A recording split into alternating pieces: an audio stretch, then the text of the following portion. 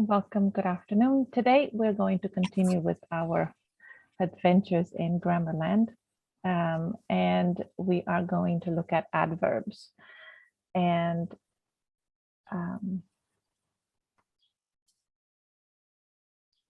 let me just pop this up here. Now, adverbs, what are they? They are one of the four major word classes that we've got, along with nouns, verbs, and adjectives. And they're pretty important to grammar. The etymology of the word is made up of two things: ad, which means towards, and word, verb, which means word, so towards words. And it implies that it affects other words. We generally tend to think of adverbs as only affecting verbs, but as you will see, that is not the case. We're going to use this as its symbol, and that will make sense once we get into our final week and we start symbolizing sentences, which is pretty cool. What do verbs affect? Well, they affect verbs, adjectives, nouns, other verbs, or other adverbs, clauses, and sentences. The difference here between a clause and a sentence is that a clause can be independent or dependent. It's a bit of a sentence. It can or cannot stand on its own. A sentence is just that. It's a sentence. It's complete. It stands on its own. And we'll get some examples. Right. So we're going to get right into it. The function is, the first one is modifying verbs. And this is the one that we technically associate with adverbs, this function. And we tend to limit it to this when we teach children. I'll add an adverb to your verb, how are you doing it? So here's one, drive safely. And what you will see today is I will start diagramming some of the sentences so that when we get into the final week, we can use this information that we're learning now to analyze sentences later on. So I've underlined the verb and symbolized safely, which is the adverb, and it's directly affecting the verb drive. So that's its first function. The second function that it modifies adjectives. So in this sentence, she was rather quiet. Rather does not actually, it doesn't impact the verb was, but it affects the quiet, how quiet something was. It was rather quiet. So it impacts that. Next, we look at how it modifies nouns. The dog caused quite the mess. Now the word or the phrase, the mess here is your noun phrase.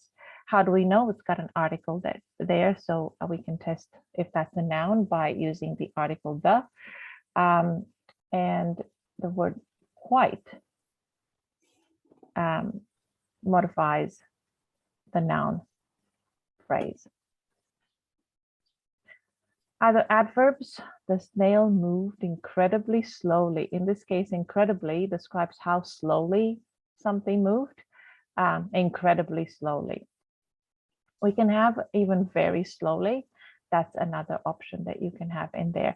But we'll go and have a look at some more examples once we head into the presentation further along. Modifies phrases. So we talked about what a clause is, what a sentence is. A phrase is a bit of a sentence or a bit of a clause. It's just a bunch of words that can hold meaning together. So this is a noun phrase here, a lot of courage.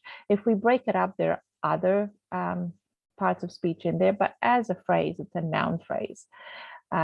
So in this case, quite a lot of courage, quite describes or affects, modifies this.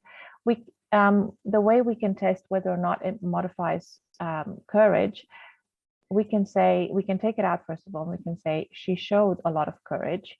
In that case, we have no modification.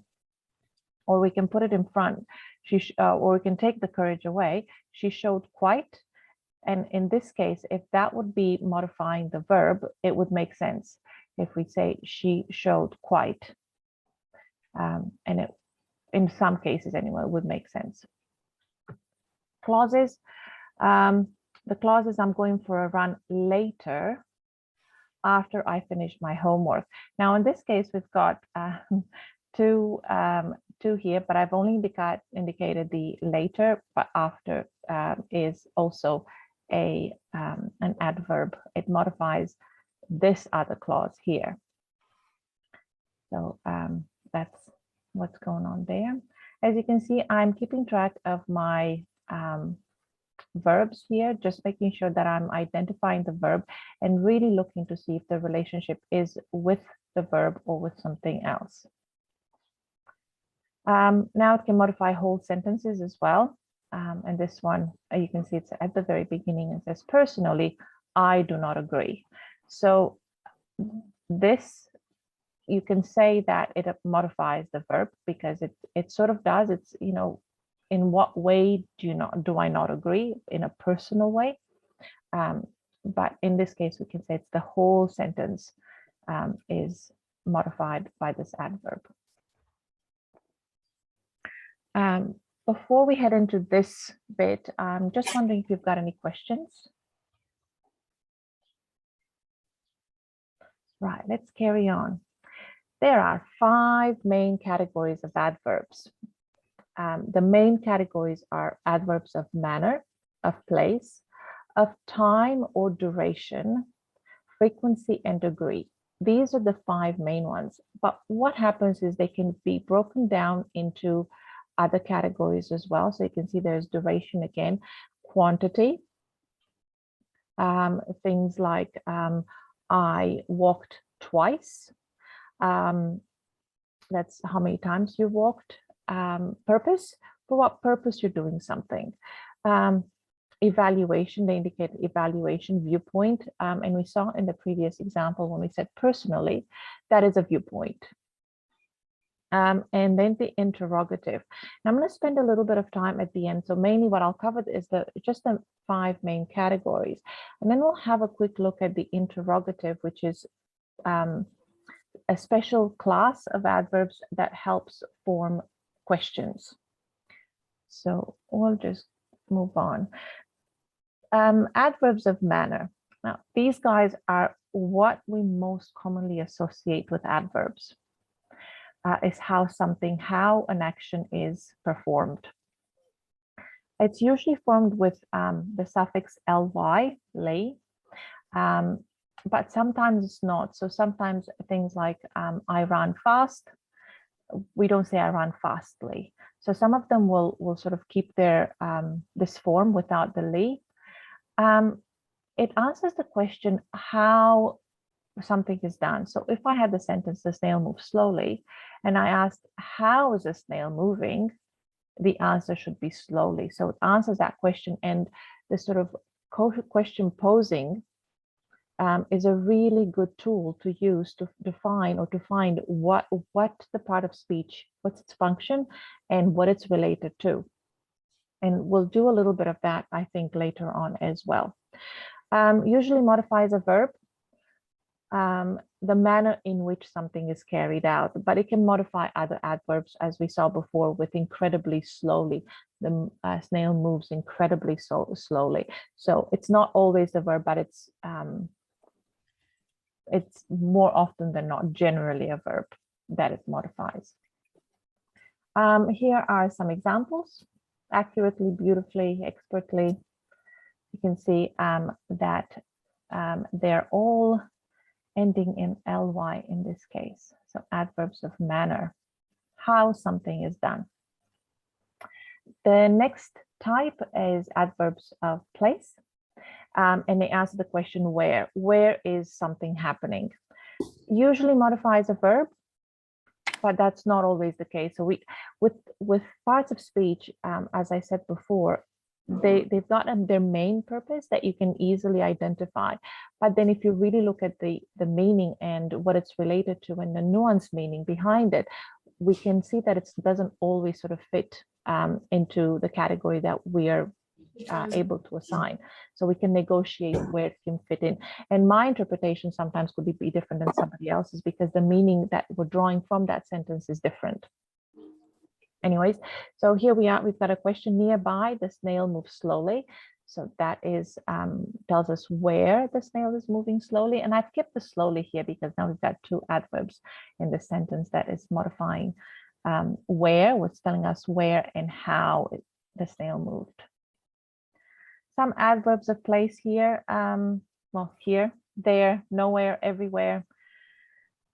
Those are all just a few examples. That's not all of them. It's not, can't possibly come up with an exhaustive list. Next is adverbs of time and duration. It usually tells us when something is happening, and it answers the question when. When is this, the snail moving, or when was the snail moving? In this case, yesterday the snail moved slowly. Or if we want to use the duration part, since its injury, the snail moves slowly. That's since the sentence is a little funky in the sense that it's not a perfect example because of that since, but we can use another sentence such as, since I learned to drive, I use my car more often. So that's probably a better example than this one here. Some adverbs of time, some examples here. It really does tell us when something is happening or happened. Now, these adverbs of time, there are different sort of categories in which they fall to, and I've reserved a little bit of time at the end to talk about how they relate to verb tenses.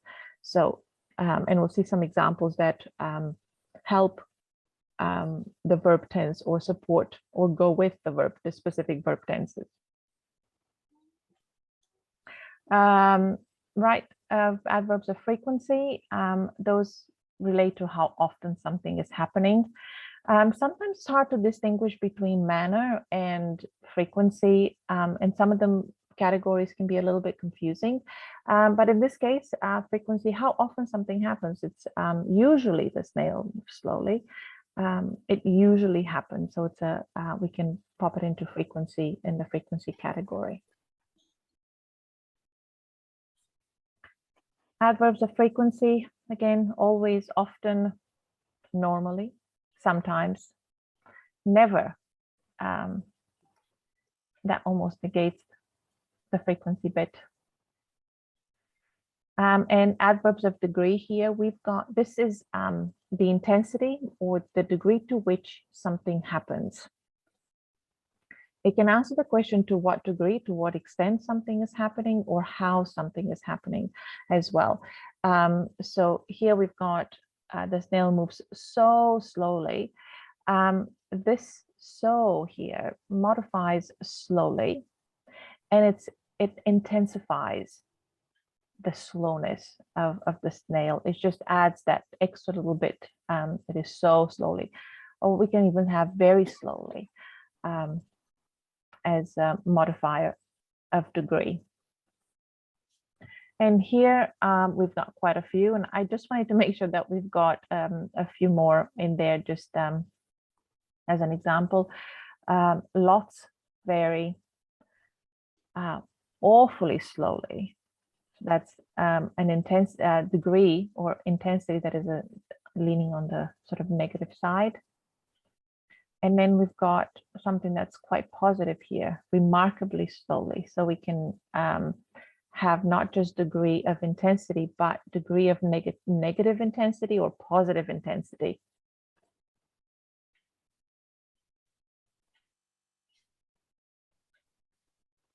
All right. As I said, we're going to do a little bit on interrogative adverbs, and those are where, when, how, and why. There are a couple others, but this is kind of how I treat this. In the question, why are you scared? We can't really tell what, if we were to just look at the sentences, you are scared. It's easy to identify the verb and the subject, and then what scared is, which is an adjective. But what is the role that why plays? And to find out the role, I often take the sentence that it's in a question form, and I just turn it into a statement. and I'll say, you are scared, why? And then as soon as we do that, we can see that why relates to being scared.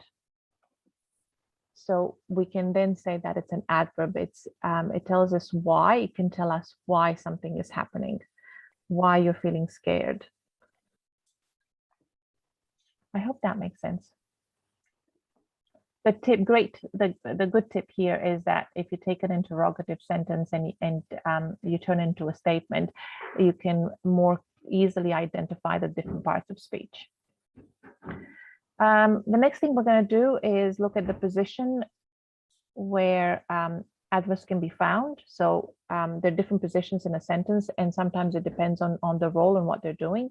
So we can find it at the beginning, usually if it affects the whole sentence. So here's one, suddenly I felt scared. Suddenly affects the whole sentence of I felt scared. We find it mid-sentence, and this is going to be the general position will be in mid-sentence. We find it there more often than at the beginning and at the end. So we find it in mid-sentence, we can between subjects and verbs. So for example, we have the stew always tastes better the next day. In this case, we've got stew here, which is our subject, taste, which is our verb in the sentence. So we've got the adverb, our adverb right in the middle here. Okay, another mid-sentence occurrence is between, in a complex tense, where we've got the perfect tenses. It can appear between the auxiliary verb and whatever follows. So here's an example. My dog has always liked to eat carrots. So if we take the always out, we can say my dog has liked. Doesn't really make sense now, does it? To eat carrots. Where was I going with that? I forget. Never mind. Sometimes if we hunt in a sentence for a verb and it's split like this, we may have trouble finding it because there's a has here that's on its own, there's a liked here that's on its own, and we kind of have to look at how they're related to actually realize that has and like to go together, and then all they just is pop there in the middle.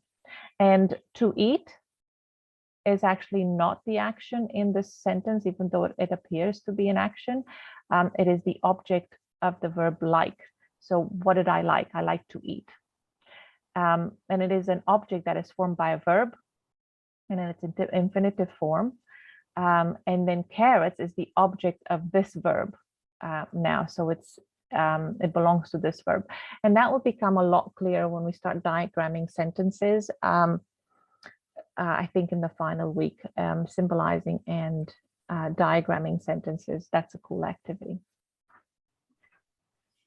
Again, mid-sentence is after a modal. So if you can remember what a modal verb is those that can, may, would, could, all of those ones. And it can appear between the modal and the verb itself. You can certainly visit the zoo tomorrow. You can visit the zoo tomorrow. So this one, we can pop it out and it still makes sense. Yeah, and let's see. I can appear mid-sentence when we form a question. So this question forming word here and then subject. Did you suddenly start paying attention? That's not directed at you. Okay. And before and after the word be, and this is to form, to emphasize and to add to the emphatic. So we've got, he is always complaining. As we're emphasizing is, you know, he's complaining, yes, but always complaining. Or I never was a fan of spinach. So I'm emphasizing the fact that I was not a fan of spinach. And of course, we can, it appears at the end, I've never seen her eat so fast. I haven't highlighted this one. And we've got two of them here. We've got fast. I've never seen her eat fast. So fast. So modifies fast. But then we've got this one here. So this sentence has actually 3 adverbs. That's why I didn't highlight them, because it was going to be a bit of a see if you could identify that there were 3, but now I spilled the beans on that. So I'll just tell you what they are. So never is one, so and fast. So in this sentence, we have 3. There they go. Next topic would be forms of adverbs, and those can be little clues that we can use to identify them a little bit easier. So li is one, having the suffix li, usually refers to manner, so how something is done, and the degree to which something is done. Then we've got other ones that are less common. Wise, clockwise, lengthwise, it tells us kind of the manner in which something is moving. And word, so inward, eastward, upwards, and so on.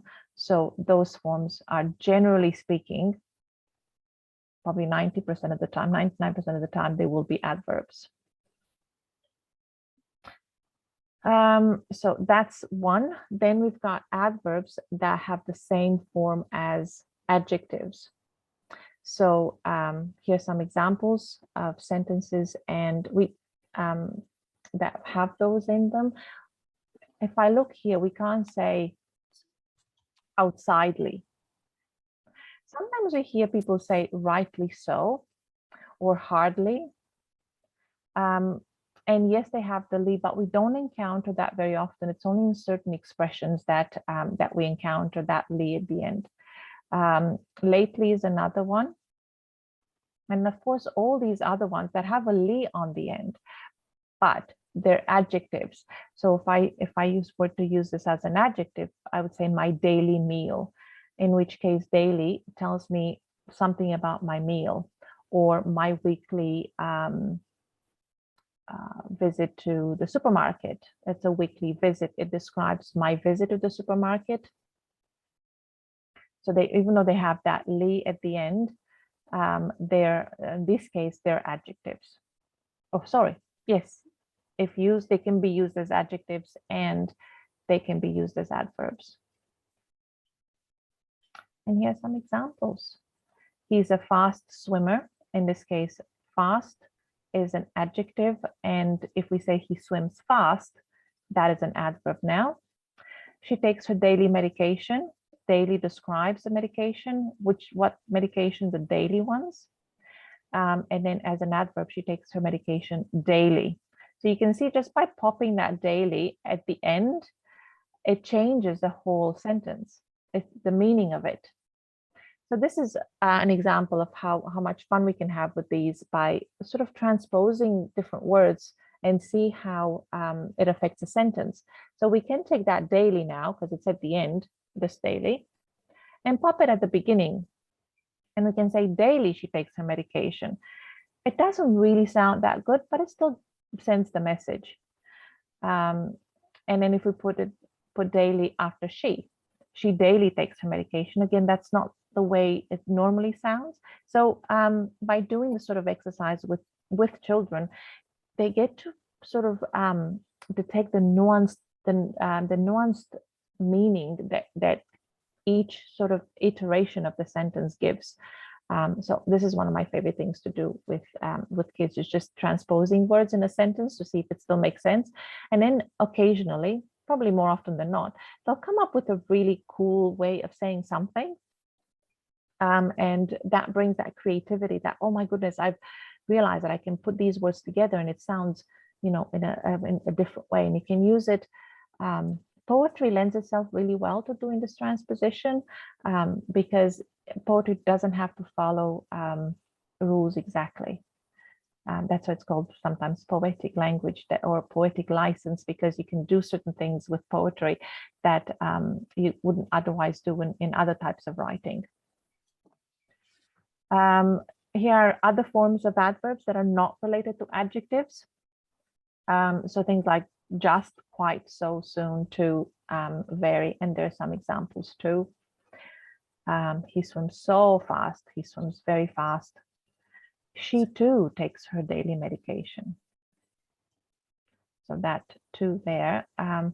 And what I wanted to talk about here is that we can start talking about punctuation and the use of commas. For example, this for to, it's an adverb, but it's an interrupter. It interrupts the flow of the sentence. So if we didn't say it, it would sound like this. She takes her medication, her daily medication. But by adding that to in there, it interrupts the flow. She too takes her daily medication. And interrupters are always separated by, or it's in between commas. And it's an indication that the sentence can still hold its meaning with or without it. With it, it's an added little bit of meaning. Without it, it still holds its meaning. There's nothing that changes. So we can use commas to trap those interrupters. And just like we have interrupters in the middle of a sentence or within a sentence, we can have sort of sentence bits that begin a sentence, and then we put that in a comma, or sentence starters. And then you have things at the end that are separated by a comma. So if I were to say daily, she takes her medication, then daily would have a comma after it, because it's a starter. It's not the sentence can live without it. If I put it at the end, then normally we don't separate. If I said she too takes her medication daily, then I don't need that comma there, because it just flows. It's part of the same thought. But there are some where you can put a comma, and for the finisher, I guess the sentence finisher, to separate that sentence finisher. There's some gradable adverbs, and what I mean by that, just like adjectives have degrees, beautiful, more beautiful, most beautiful, so do some adverbs, and it means they can be graded. So only some of them can, not all of them can be. And there are a couple of examples. He swims extremely fast. So fast is a gradable adverb, and he plays really skillfully. Skillfully is gradable as well. It can be, it can have different degrees of intensity. Okay. So now we're going to go into adverbs for verb tenses. And again, a lot of these can be argued that, oh, this one goes there, that one goes there. But as a general rule, there are adverbs that go with specific verb tenses. So I'll just go through that.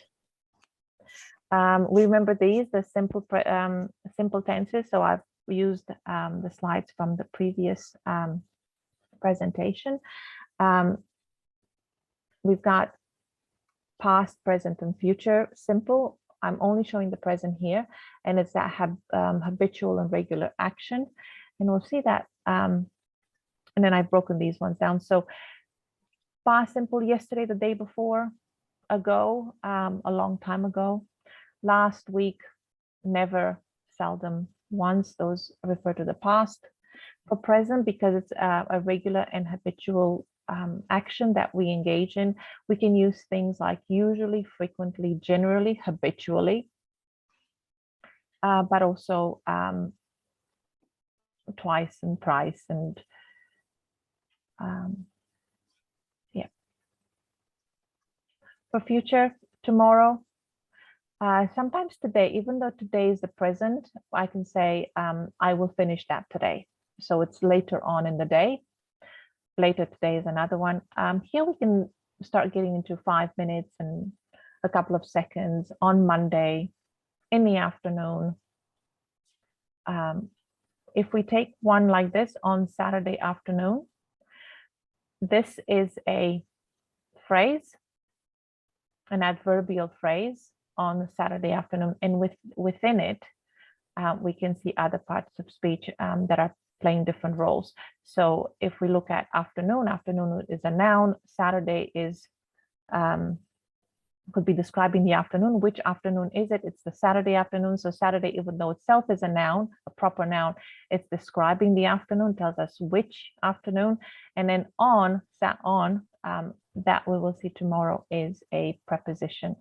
So even though this whole thing is an adverbial phrase, within it, we have different parts of speech that do different things.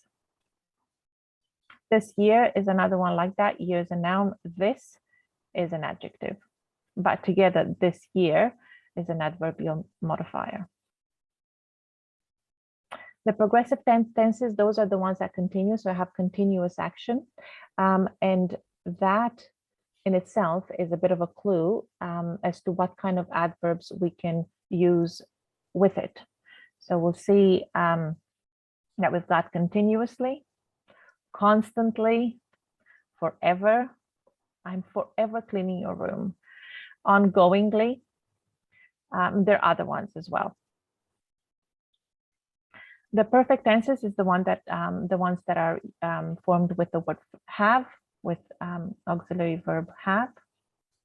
And here we've got never, ever, before, yet, already. And it's their indefinite quality that tells us that they go with the perfect tenses, because the perfect tense, remember, it doesn't have a definite time. It's ongoing action without necessarily being telling us when exactly something is happening. So adverbs that have an indefinite quality to them can also be used with those tenses. And then this is another one, that's the final one, the present perfect progressive, that uses auxiliary verbs have, be, and a verb. So this again has a sense of continuation and duration.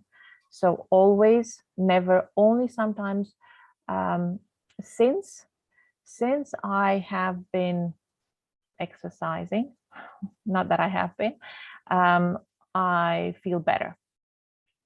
I've been exercising for a certain amount of time, for 5 weeks now. So those two, they tend to go with this, specific to this type of tense. All right, so what have we done so far? We're only 40 minutes in, which is great. I didn't go the full hour. What we've done so far. So this is 5 out of 7. And we have covered nouns, adjectives, verbs, and adverbs. I've highlighted the 4 because they are the 4 major groups of parts of speech, major groups of words. The other ones are helpers. They kind of help everything.